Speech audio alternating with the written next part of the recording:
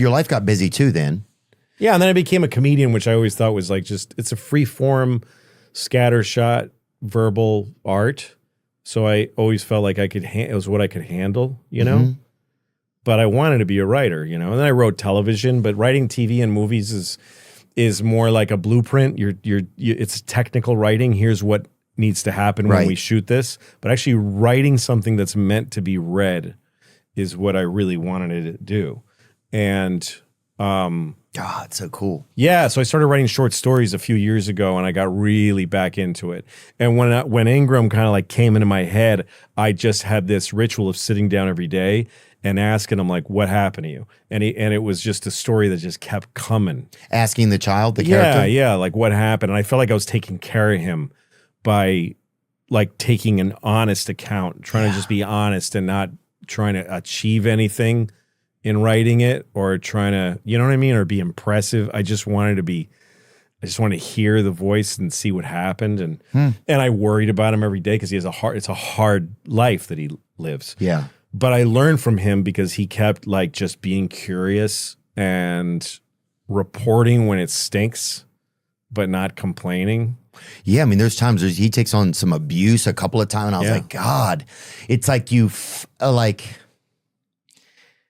yeah, I mean, there's parts, especially toward it, like the later parts of the book, so harrowing. Some you're like, God, why doesn't he know better? Yeah, yeah, he's just simple. I mean, he's not simple like mentally challenged. He just hasn't had any. Like Dennis Rodman or whatever, or who else I was going to say? That's not fair.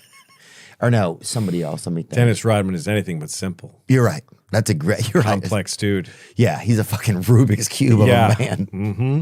All the stickers are different. There's not even one color's the same. Yeah, dude. Yeah. Yeah.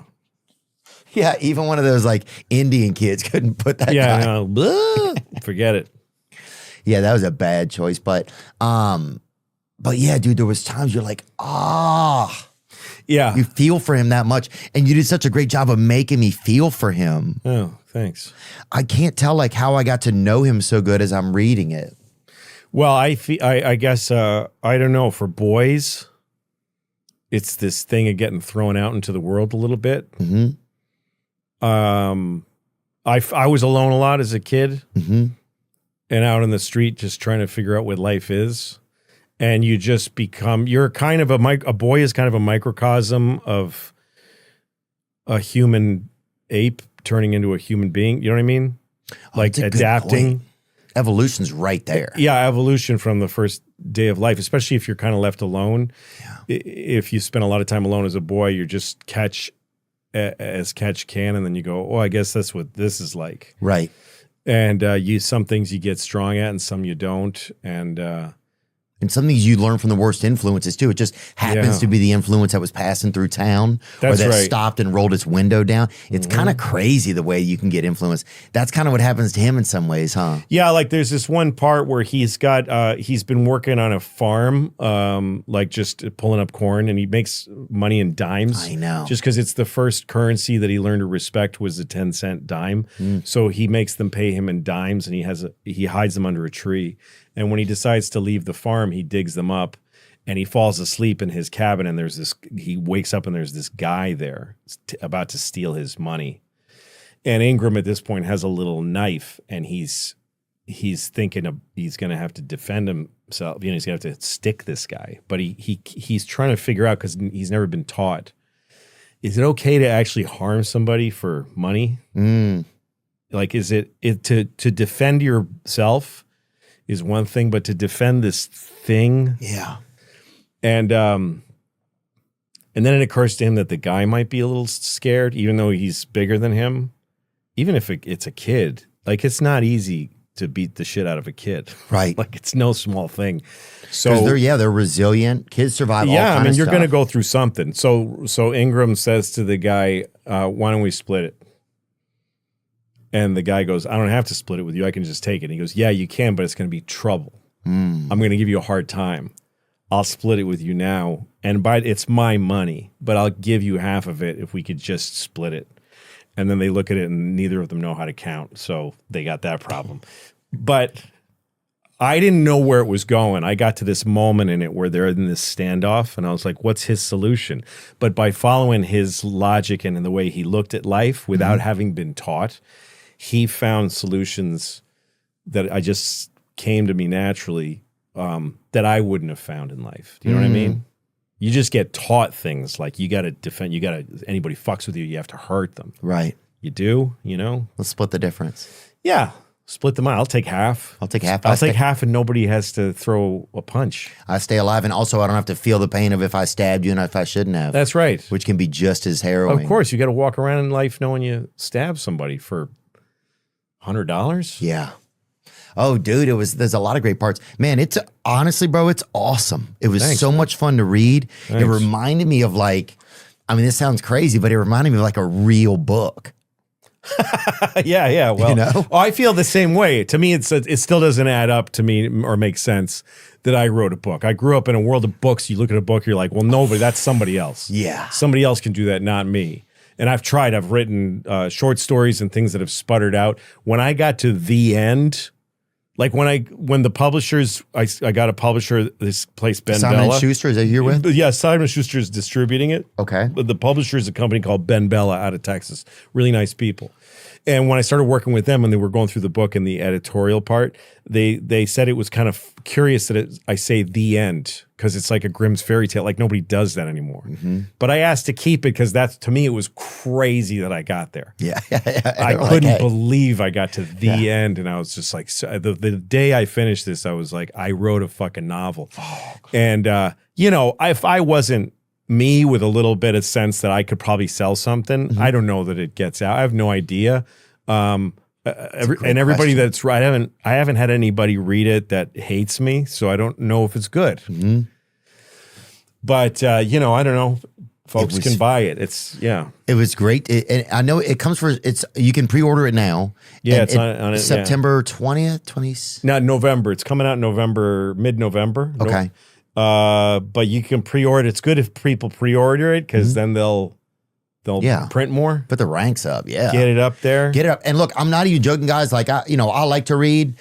I really especially for like a young man, like if you've had neglect in your life or you wonder like how a child would start to absorb the world with not even being taught how to be much of a sponge in a way, kind of like, it's just fascinating. And I was just right there in it. I was right there in it with him. It takes place in Texas, right? Yeah. Oklahoma, Texas or something? Yeah, Texas. And so he's just like walking along the highway and these cars are paddling, things he's never even seen. He's never seen any of it. Yeah. It's all fucking great. Yeah, he calls the pavement hard black dirt because he doesn't really know because he grew up barefoot in the dirt. And it amazed me. I was like, oh shit, somebody can do this. I think that was probably because you and I know each other, and I know like your comment, I know that, and then I've gotten to know you some as a person, but then to see that somebody can make this and it's a real fucking book. I have a lot of friends that have made some okay books. Right. You know what I'm saying? I'll buy them. I'm not reading them. Yeah. But this, I was like, well, man. I love doing it. I wrote another one. I just finished the second one.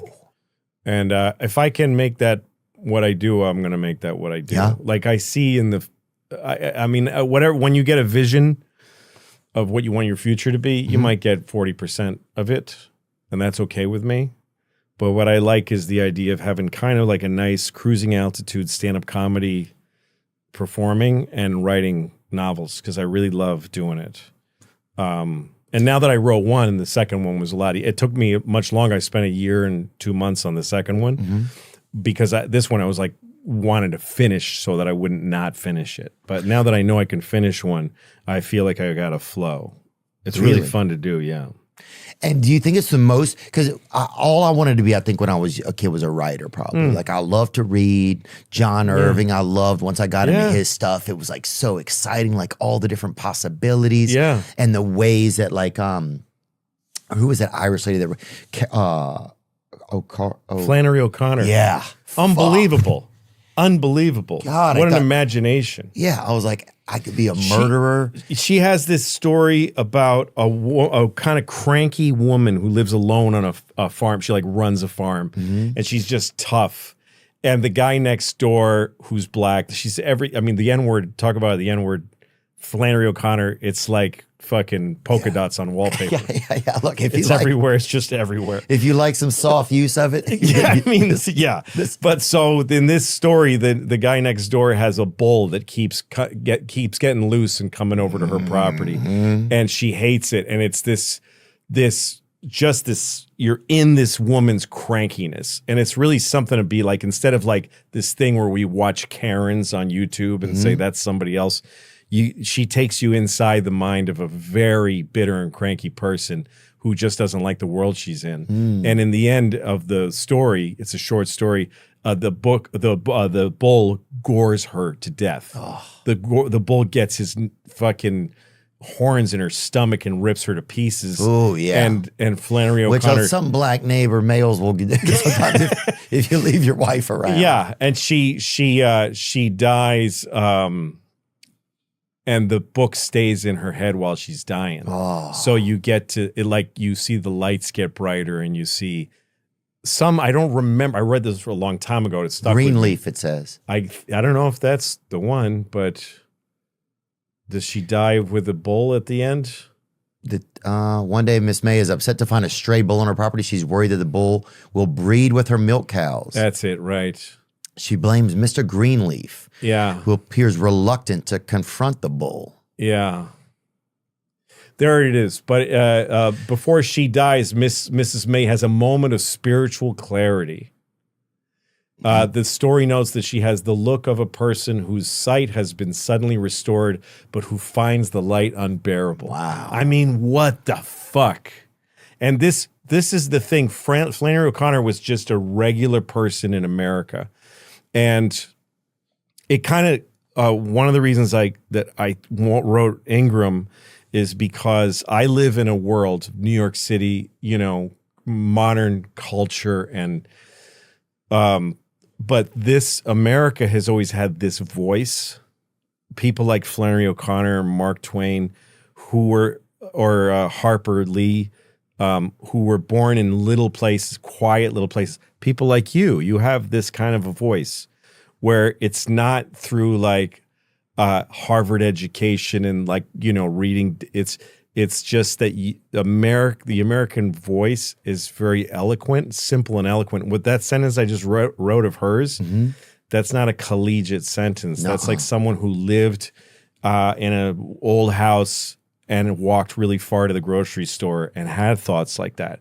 That's what you grew up in, some parish. People from where I'm from, a word parish just sounds so exotic. It's just a different. You grew up in America, and it made you an eloquent person.